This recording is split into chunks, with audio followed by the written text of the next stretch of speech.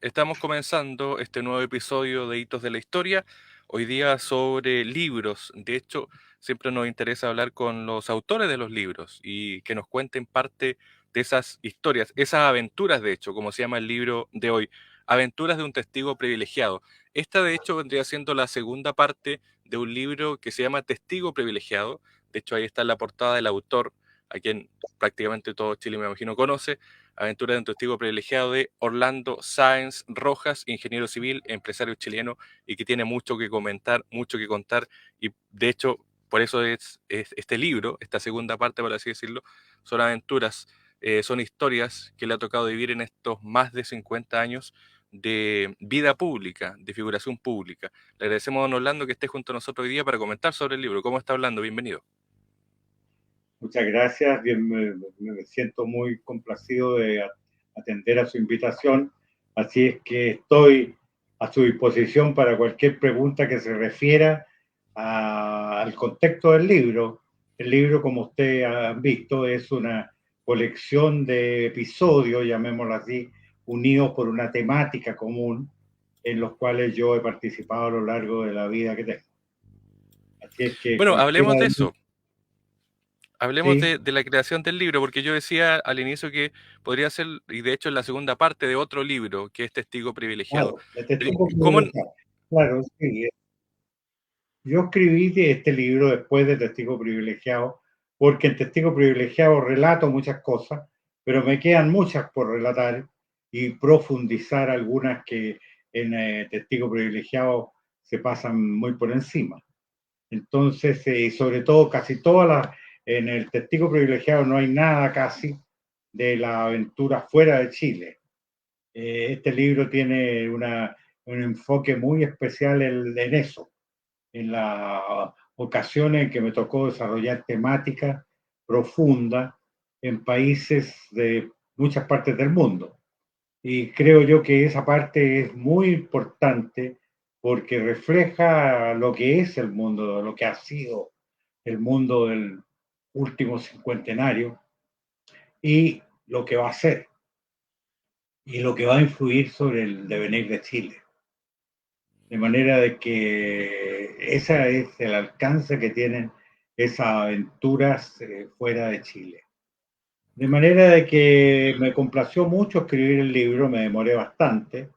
Yo diría que las aventuras tienen un desarrollo de unos 4 o 5 años y que si Dios quiere me da tiempo, voy a completar con un último libro que estoy escribiendo y que se refiere a profundizar en los encuentros con personajes que me han impactado mucho en la vida. Entonces va a haber una sección dedicada a mis encuentros y diálogos con todos los expresidentes de Chile, desde Gabriel González Videla hasta, ¿cómo se llama? Eh, Hasta ahora o recién, eh, Ricardo Lago, no conocía a los dos últimos, de manera de que en Ricardo Lagos terminan esos diálogos. Va a haber luego una sección dedicada a lo que yo llamo los constructores de imperios.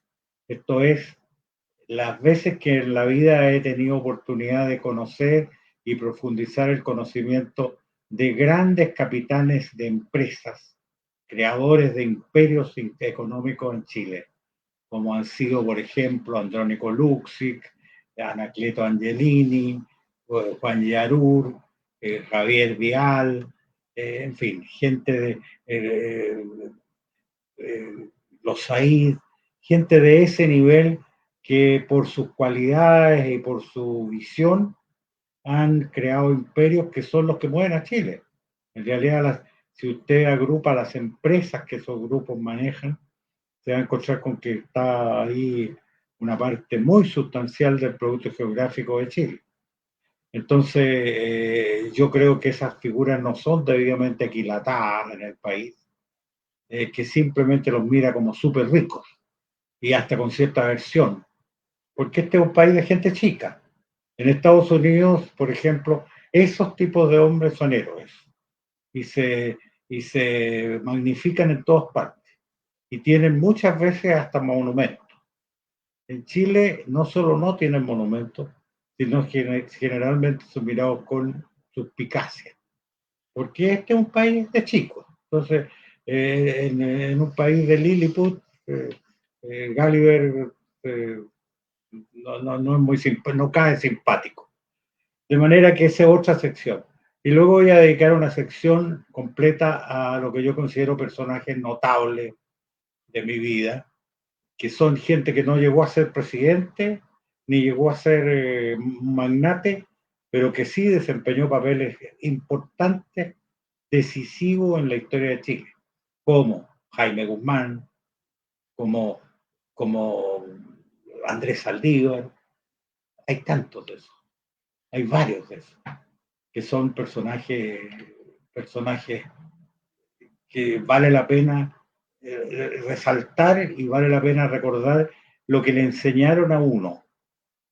De manera que esa va a ser una sección importante también de este último libro. Y por último voy a coronar el libro con algo que me golpea a mí mucho y personalmente. Este no tiene nada, esa sección no tiene nada de público, no tiene nada de, es una cosa íntima. Es la gente que tal vez más me ha impresionado en la vida. Eh, y esa sección del libro la parto recordando lo que escribió un personaje que es bien notable también. Rudolf Wing fue director del Metropolitan Opera House, era un austriaco y fue director durante muchos años del Metropolitan. Y dirigió las temporadas más grandiosas de toda una época de la ópera en Estados Unidos. Bing tiene un libro con el cual corona su vida, que se llama 5000 noches de ópera. Y él termina el libro con una frase que me impactó mucho a mí. Dice, me pagaron magníficamente lo que habría hecho gratis. Y me retiro de la vida, de esta vida, con la satisfacción de que la enorme mayoría de la humanidad la transcurre la vida sin haber conocido nunca una persona fuera de este mundo. Y yo he conocido dos. Y yo me voy conociendo dos. Y sus dos escogidos son Herbert von Karajan, el gran director, y María Callas, la gran soprano.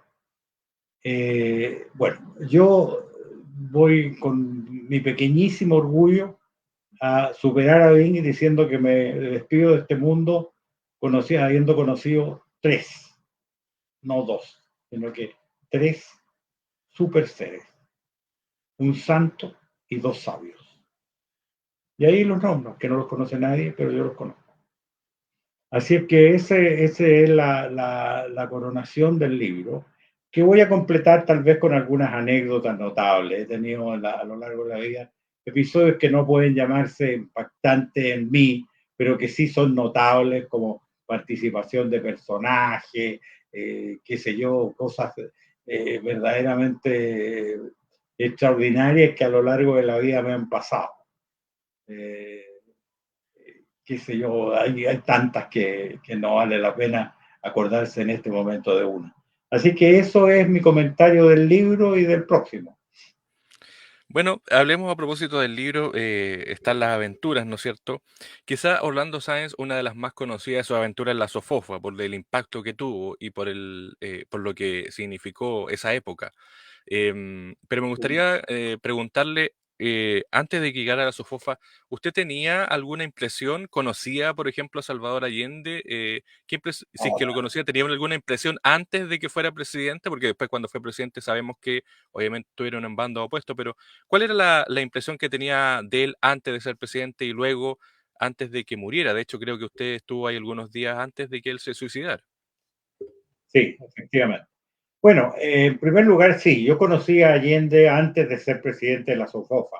¿Por qué? Porque yo era director de ACIMED, uno de los 21 directores de ACIMED, cuando ganó la elección. Entonces él, en ese periodo entre el triunfo y la asunción del mando, realizó una serie de entrevistas y una serie de invitaciones a hablar con él a sectores que él consideraba que era bueno para él tranquilizar antes de tomar el mando. Entonces, en una de estas invitó a gremios empresariales y entre ellos a CIMED. Y Asimet no sabía qué hacer en ese momento, no quería ir porque no quería reconocer que era presidente electo, sino que simplemente era el senador Allende que había ganado la elección por un pelo, pero que no estaba todavía investido.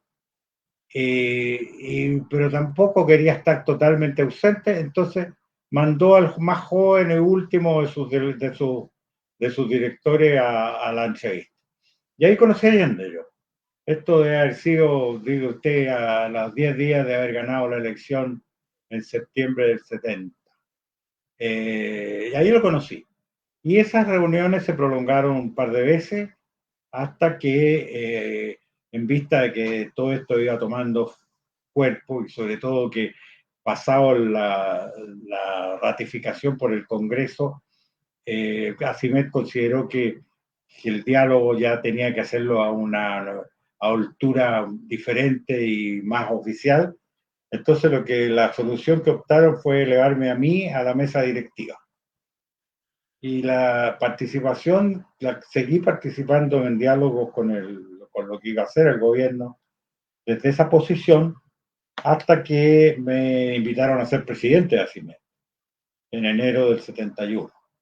Y como presidente de CIMET empecé a asistir, por lógica, a los consejos generales de la SOFOFA, porque ACIMET era uno de los muchos gremios asociados a la SOFOFA y uno de los principales, diría yo. Entonces empecé yo en calidad de tal y debo haber ido a la SOFOFA 3 veces, digo usted, antes de que se produjera en la SOFOFA la renuncia indeclinable al cargo de presidente de Pedro Menéndez Prende, que llevaba nada más que un periodo, pero que todo el mundo creía que iba a continuar, pero este señor decidió retirarse porque el fragor del combate era ya demasiado para él. Entonces se retiró. Y yo participé activamente en la gestación del nuevo presidente, que costó un mundo encontrar y un mundo convencer, que fue Pedro Lira.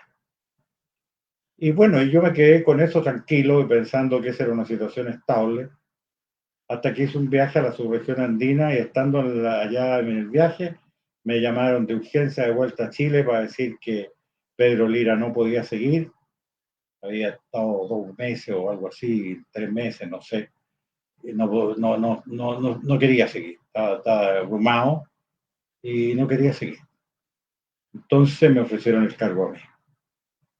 Y el cargo lo negocié durante un mes y el 2 de junio del 71 asumí como presidente de ACIMED.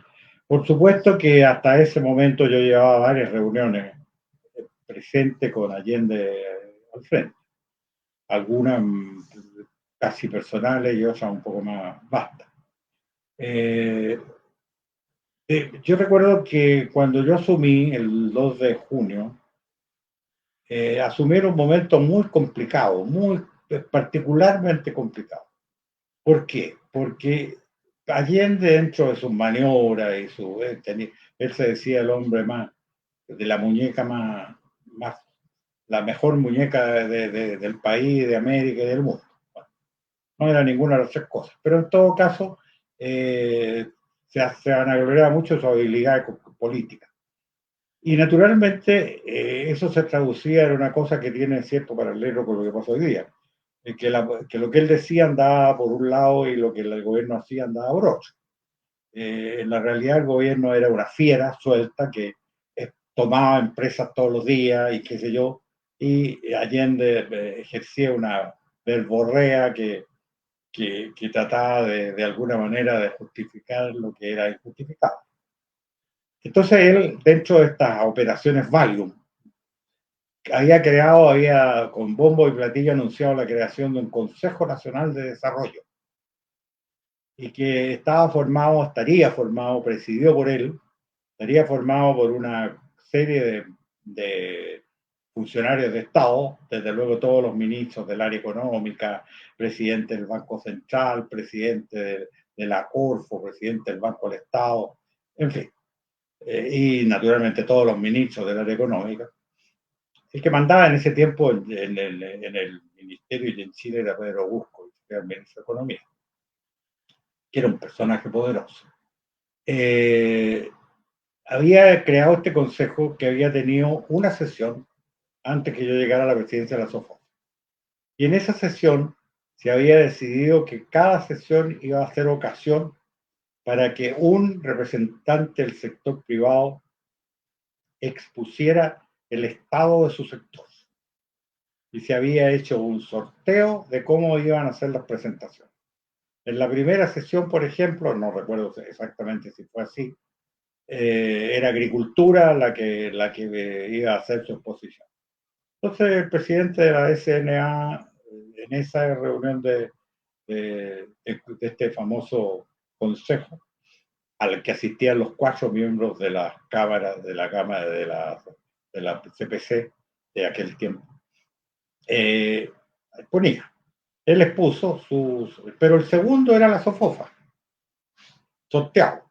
De manera que yo me encontré, cuando asumí el cargo, me encontré a 5 días de tener que ir a la sesión esta del comité económico, planificación económica, me lo digo porque no servía para nada, a exponer el estado de la industria. Bueno, entonces naturalmente cuando yo asumí, estaba toda la SOFOFA dedicada a preparar la presentación del presidente. ¿Qué iba a decir el presidente de la SOFOFA en esa reunión? Entonces, bueno, siguieron avanzando los días y yo como loco mateándome con temas y qué sé yo, absorbiendo datos y qué sé yo, preparándome para función esta, en la que ciertamente no creía, me ocurrió que 2 días antes de la sesión, o el día mismo, no me acuerdo, el gobierno pegó un zarpazo y se metió al bolsillo todas las empresas pesqueras grandes, todas las empresas pesqueras, adentro, las intervino todas.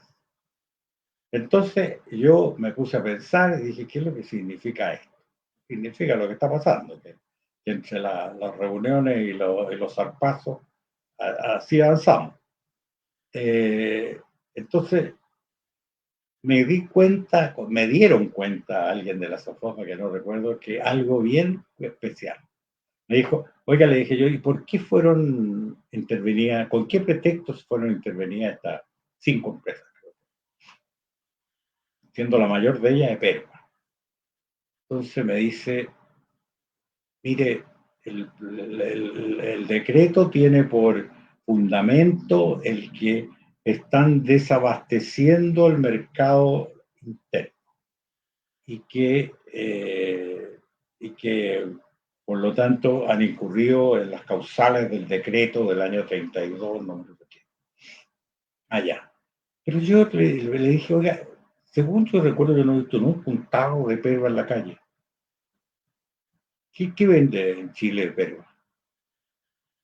Entonces me dice, me vuelve el rato y me dice, no vende nada. Es todo lo que produce por los porta, que era harina de pescado, básicamente. Ah. Entonces yo pensé y dije, mire, paren de preparar nada, no voy a llevar nada al consejo, este famoso consejo. Entonces me fui así con las manos vacías. Todos me miraban, escucha, el presidente de la SOFOFA entra con, no trae ni una hoja siquiera. Entonces, se abrió la sesión y Allende, después de una florida introducción, le cedo la palabra al joven nuevo presidente de la Sociedad de Fomento Fabril a que nos informe sobre el estado de la industria. Entonces, y además me dijo, reconoció que él me conocía de vista de veces anteriores. Entonces, yo tomé la palabra y dije, mire, presidente, yo no voy a hacer ninguna exposición sobre el estado de la empresa en Chile, la empresa privada manufacturera, porque está destinada a desaparecer. Entonces no tiene sentido perder el tiempo con las proyecciones de un sector que va a dejar de existir y no va a tener significado porque su gobierno lo está destruyendo sistemáticamente. A esta altura tiene tantas empresas tomadas, que ya eran lotes, y con pretexto pero ¿cómo dice eso? Sí, mire, le voy a dar un ejemplo. Hoy día intervenía la empresa pesquera. Tomemos el caso de Perva. De Perva no produce nada que se venda en Chile. Entonces, ¿de qué lo están acusando? ¿De desabastecimiento de quién? ¿De qué? Entonces, Allende se emperifolló y dijo, esa pregunta para el ministro de Economía, señor Buscovich, ¿qué contesta usted? Entonces Buscovich empezó, bueno, dijo, yo no sé si es cierto que Perva no produce nada para Chile. Sí, yo le puedo asegurar que es cierto. Bueno, dijo, debe haber sido un error de incluirlo en esas condiciones. En fin, hay que reestudiar lo que se hizo.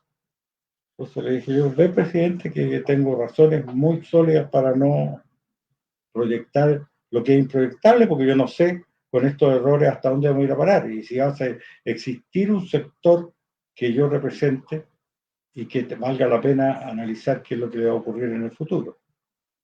Allende se deshizo, dijo, no puede ser esto, yo no puede ocurrir en mi gobierno, una cosa así. Yo propongo que suspendamos la sesión para que nosotros analicemos lo que ha pasado con las pesqueras. Entonces, se acabó la reunión esa vez y para siempre. Nunca más fue citado el Consejo Nacional de Desarrollo. Pero para mí tuvo un corolario bien, pues bueno, a las 2 horas de esto, el gobierno hizo un anuncio de que el decreto de intervención de las empresas pesqueras había sido un error, una precipitación, y que iba a reestudiar la situación, por lo cual se levantaba de inmediato la intervención. Bueno, yo dije, sí, esto va a durar una semana, en la semana van a encontrar algún nuevo pretexto y vamos cantando, sí, esta cuestión está clara. Para mí, en particular, ese episodio tuvo un corolario relevante. A la mañana siguiente, yo me fui a mi casa, me dormí, ese era un tiempo que todavía podía dormir, ya a menos de una semana a tener cargo. Me despertó una llamada telefónica muy temprano, como a las 8, 7:30, 8 de la mañana me despierto una llamada. Tomo el teléfono y era el papá de una amiga mía que era casada con un amigo, era más bien la esposa de un gran amigo mío de aquel tiempo, y él trabajaba en el grupo Angelini. Entonces me llama y me dice, señor Reivido, me acuerdo. Entonces me dice, hoy hablando, me dice, yo lo conozco a usted por la Denise, que es mi hija. Lo llamo porque don Anacleto Angelini quiere llamarlo por teléfono. Entonces yo lo llamo, como lo conozco, lo llamo yo primero a preguntarle si usted estaría dispuesto a recibir una llamada telefónica de don Anacleto Angelini, a quien yo no conocía para nada. Entonces le dije, por supuesto que sí. Le dije. Efectivamente, a los 5 minutos me llamó don Anacleto. Entonces me dice, mire, señor Sáenz, yo no lo conozco a usted, pero supe lo que pasó ayer. Y lo llamo para agradecerle. Y no solo para agradecerle, sino que para declararle que lo encuentro admirable. Y por eso es que yo me quiero poner a su disposición. ¿Qué es lo que yo puedo hacer por usted y por la labor que va a desempeñar? Entonces yo le dije, mire, don Anacleto, no se me ocurre nada en este momento, pero tenerlo a usted como apoyo siempre va a ser un factor. Pero se me ocurrió una idea. Le dije, oiga, una ayuda que le pido al tiro. Nosotros tenemos 2 sectores importantes desafiliados de la SOFOS, que son el Instituto Textil y el Instituto Pesquero, que agrupa a los empresarios de la pesca. Por peleas del pasado, estas dos entidades, que son grandes y fuertes, se separaron de la SOFOFA y tienen directiva independiente y no reconocen a la SOFOFA ni participan. Yo quisiera hacer un esfuerzo por traerla al redil. Entonces el caballero este me dice, considérelo hecho. Va a tener noticias mías. Bueno, yo colgué, quedé muy gratamente impresionado con eso y con las intenciones que veía. Pero no estaba preparado por lo siguiente, eran como las 5 de la tarde de ese día, cuando entra el gerente de la SOFOFA a la oficina de la presidencia y me dice, oye, ¿qué es lo que pasa? ¿Qué es lo que pasa? Que está aquí el gerente del Instituto Pesquero, furioso, y dice que viene a firmar la solicitud de ingreso a la SOFOFA porque le han dado plazo hasta las 5 para que lo haga. Entonces yo le dije, mira, esto es una conversación de esta mañana con don Anacleto Angelini. Bueno, y de ahí en adelante siguió una relación que va a ser uno de los motivos de relato mío en el libro que estoy esperando terminar, si puedo. De manera de que termina en una pequeña anécdota, ¿no es cierto? En una pequeña anécdota, pero que de alguna manera refleja lo que es Chile. Refleja varias cosas. Refleja lo que es el permanente desentendimiento entre el gran empresariado chileno y los gobiernos. Los gobiernos hablan a través de políticos que yo diría que en su totalidad jamás en la vida ha conocido el funcionamiento de una empresa. No sabe cómo funcionan las empresas. No saben cuál es su lógica interna. Y eso es un fenómeno general en Chile y sumamente dañino. Porque quieran que no y aleguen lo que aleguen cualquiera, ese sector es el motor de un país. Es el motor.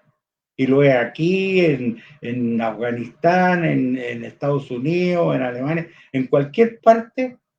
Si usted toma un sector del productivo del país y ve cómo funciona, se va a dar cuenta que es el motor, igual que el motor de un auto. Se le puede pegar palos al cigüeñal, a cualquier cosa, se puede dañar, pero el auto todavía a lo mejor renguea, pero va a funcionar. Cuando el motor es el afectado, es como el corazón, ¿no? Como el corazón. Y en un sistema económico que funcione y que progrese, fíjese que llevamos 6.000 años de historia conocida. No hay un solo caso en 6.000 años en que el motor del crecimiento de un país, de un pueblo, de un imperio, de cualquier cosa, no haya estado radicado en ese grupo prodigioso que es el común de los países. Cuando yo estudié historia, imagínense, hace hartos años allá, en los tiempos que yo estudié, por ejemplo, nunca se mencionaba el funcionamiento económico del Imperio Romano. No existía nada, ni una alusión. ¿Cómo era la economía? ¿Cómo funcionaba el producto geográfico en Roma? ¿Quién producía en Roma? ¿Cómo producía? ¿Qué importancia tenía lo que producía? Usted empieza a escarbar, hoy día está de moda hacerlo, ya esta cuestión pasó y hay grandes historiadores que se dan cuenta que sin el estudio de los fundamentos económicos, la historia es una caricatura, porque detrás de todos los ejércitos imperiales, detrás de los grandes generales, siempre hay un aparato productivo, siempre, que es el que da lo material para que esos ejércitos existan, para que los señores que se sientan en un congreso reciban el sueldo al fin de mes.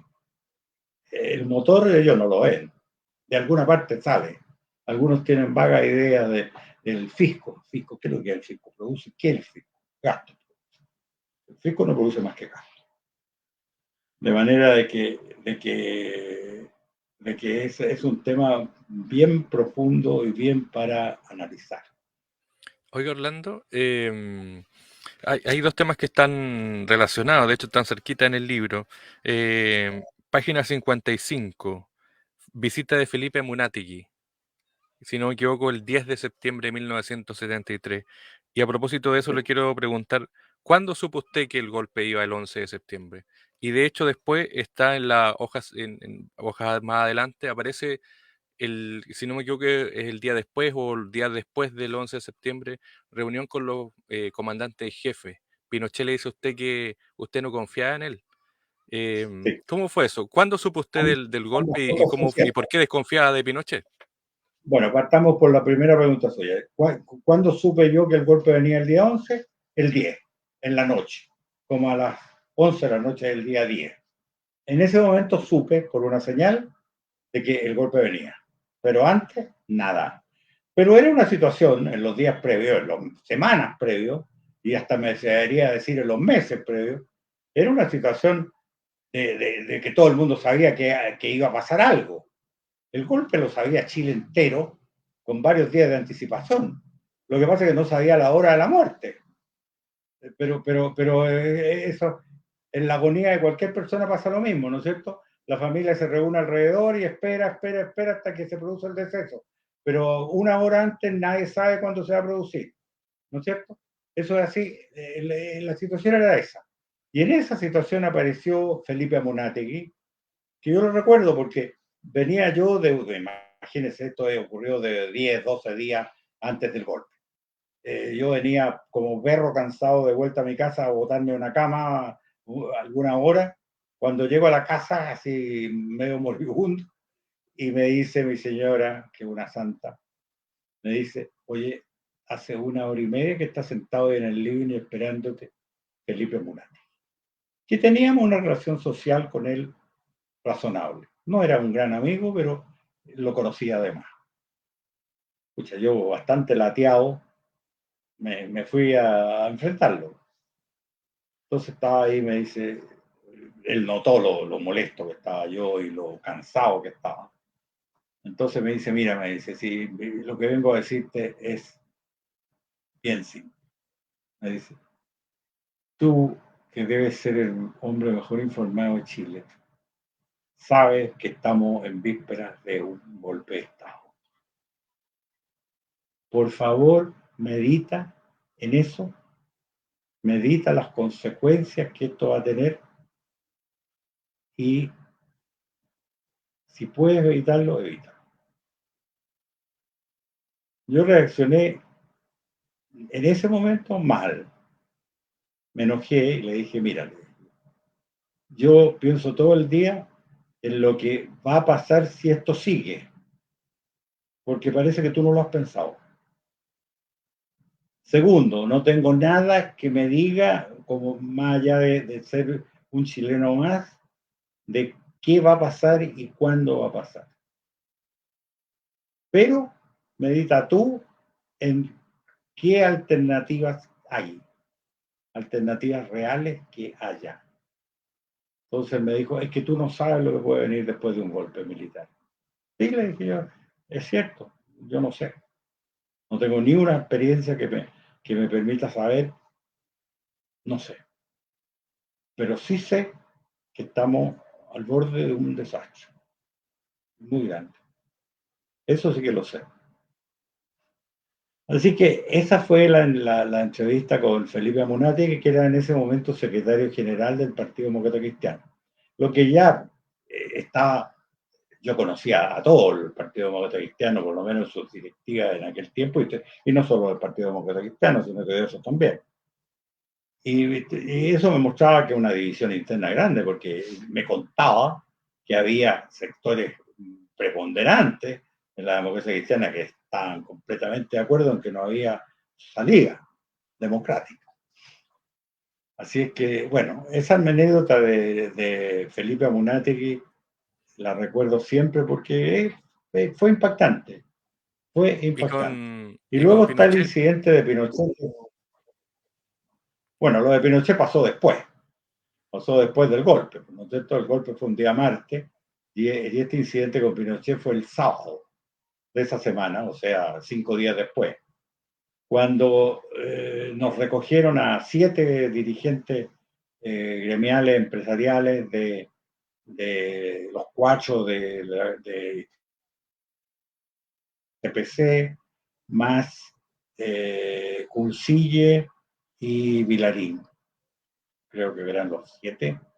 No me acuerdo muy bien, pero eso más o menos era.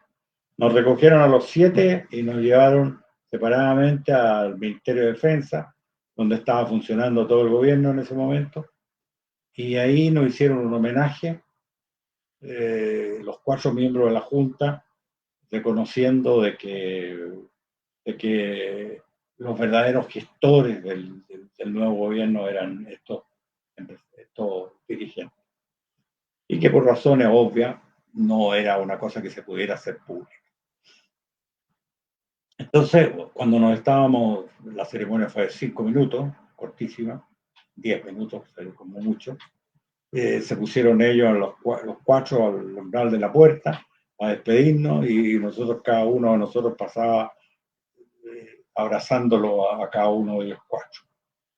Y cuando yo me abracé con Pinochet, que era el primero de la fila, él me susurró al oído: tenemos que vernos porque yo sé que usted nunca confió en mí. Una frase bastante ominosa, ¿no es cierto? No era ciertamente un saludo de bienvenida. Y era cierto. Yo, ¿qué quiere que le diga? Puede que no haya sido oportuno decirlo, pero que era cierto, era cierto. ¿Por qué? Porque si yo hubiera tenido tiempo y plazo y espacio para replicarle, lógicamente le habría dicho: efectivamente, yo nunca he tenido confianza en usted porque usted nunca hizo nada que permitiera saber para dónde estaba. ¿No es cierto? Y yo creo que era bastante cierto lo que le digo. Oiga, Orlando, Pinochet y con fue la un perspectiva, aparecido. y con la perspectiva del tiempo, mirando hacia atrás, ¿qué sensación le queda haber apoyado a Pinochet o al golpe? Eh, Sabiendo lo que pasó, lo que vino después. Bueno, bueno, eso cuando uno dice apoyar, si que la palabra la quiere entender como participante en preparar el golpe, ninguna. No, no, no, ellos, yo me acuerdo de una anécdota que pinta esto. Me acuerdo que nosotros ya teníamos contactos militares bastante desarrollados, porque Allende los había invitado a formar gobierno. Entonces nosotros podíamos visitar a estos señores como no habíamos podido nunca antes de entrar al gobierno, porque era clandestino juntarse con militares. Pero a partir del hecho de que en noviembre del año anterior Pinochet nombró, yo digo Allende, nombró miembros de las Fuerzas Armadas y al tope de los carafones a ministros, abrió las puertas. Yo no me explico cómo un político que se supone habilísimo hace una cosa así. Yo creo que la única explicación, cuando Allende nombró ministros militares en noviembre del año 72, la única explicación lógica era porque iba a cambiar de política. Pero seguir haciendo lo mismo con los militares adentro era exactamente lo mismo que suicidarse. Eso lo veía cualquiera. No se necesitaba ser gran político para darse cuenta de eso. Pero increíblemente, Allende y toda la OP hicieron eso. Con los militares adentro, siguieron con el molino, siguieron con las paralizaciones, siguieron con las expropiaciones, siguieron exactamente igual que lo que estaban antes.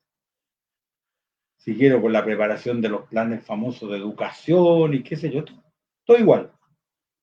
Entonces, ¿qué podían esperar de una actitud así?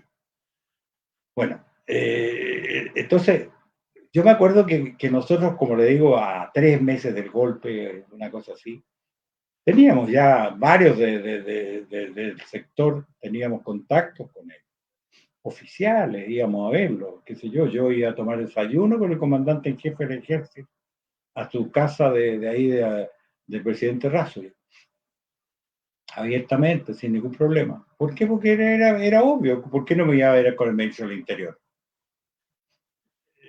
Dentro era como los desayunos de hoy día, ¿cómo se llaman? Los del globista Con Salaquet. de Salaquet, eran como las imitaciones de Salaquet. ¿Por qué no? Y no había ley de lobby en ese tiempo. Bueno, me acuerdo de que de repente ya cesaron esos contratos. Cesaron. Entonces, mi gente se empezó a poner nerviosa. Oye, fíjate que no están negando las entrevistas. Fulano de tal, el presidente de la SNA pidió una entrevista, no se la dieron. ¿Qué pasa? Están enojados con nosotros. Entonces yo que algo había leído les dije, mire, cuando las Fuerzas Armadas se retraen y no hablan ya, es porque entraron en la fase de preparación operativa de lo que van a hacer. Y esa no la comparten nunca con civiles. Nunca. Con nadie. De aquí para adelante nadie va a tener vinculación con ellos. Van a ver ustedes. Y efectivamente habían entrado en la etapa de planificación y mire lo que pasó. Así que no era un mal signo en ningún sentido el que la otra se cerrara. Era al revés, era un buen signo desde el punto de vista nuestro. De manera de que así ocurrió y efectivamente la posición de Pinochet fue dubitativa hasta el último momento y entonces yo no tenía ningún motivo para tener confianza en él, ¿no? Pero en fin, Oye, así corre la historia. ahí nos queda poco tiempo, obviamente, porque el libro es muy extenso y hay muchas historias como esta que hemos conversado. Pero la que más llama la atención, sobre todo porque usted lo ha contado algunas veces, varias veces, el tema de Miria Contreras, que era la payita, que era de hecho la mano derecha, por así decirlo, de Salvador Allende, que usted conoce cuando comienza a trabajar. De hecho, usted termina de estudiar, comienza a trabajar con los Roberts, que uno de ellos es casado, de hecho, con la payita. Y usted tuvo una relación, obviamente, de amistad muy fuerte con ella. em, no sé si nos puede contar brevemente eso. ¿Cómo fue que una persona que estaba también apoyando a Salvador Allende pudiera también ser parte de esta amistad y de lo que sucedió después también con ella? Sé que conoció a Gabriel García Márquez a través de su intermediario. Mire, querido amigo, yo uso pantalones porque soy hombre, pero jamás he pretendido entender a las mujeres. Como dice la ópera El Barbero de Sevilla, la mujer es un misterio. ¿Por qué ella, que amaba a Allende y que le tenía una admiración profunda y estaba totalmente convencida de, de los ideas, de los conceptos del tipo, ayudaba de alguna manera o de alguna manera mantenía una relación amistosa con alguien que sabía era un opositor declarado y que iba a hacer todo lo posible porque no fueran posibles los sueños o si es que tenía sueños Allende. ¿Por qué? No lo sé. ¿Por qué? No lo sé. Lo que sí sé que yo conocí una mujer y mi señora sobre todo, a la cual estaba muy agradecido, estaba obligado como caballero a apoyarla y que mi deber era ese, y posible por ayudarla cuando pude. Y sobre todo que yo nunca la apoyé en algo que fuera dañino para mi causa, llámelo usted así. Yo no estaba cediendo nada en ese plano, en la relación con ella, pero no es que lo pensara, era una cosa que la daba por... Esa era una amistad al margen del acontecer del movimiento de la ola. Pero eso hay que también situarlo en la época. La sociedad chilena estaba profundamente dividida. Uno no está exento de estarse topando todos los días con gente que estaba en otra posición y había tensión en todo, en las familias. yo he conocido casos de hijas que despreciaron, su familia las despreció por tener vinculación y romance con una persona del otro lado y la dejaron botada y sola y conozco más de un caso. Entonces hay que ponerse en ese ambiente para juzgar ese tipo de reacciones. El episodio de la valla no tiene ningún significado político, no tiene, mirado desde un punto de vista de historia, es una anécdota. Son las relaciones de Luis XIV con la Valliere o algo así. Son anécdotas de la historia, ¿cómo se dice? La petite histoire, como dicen los franceses con tanta elegancia.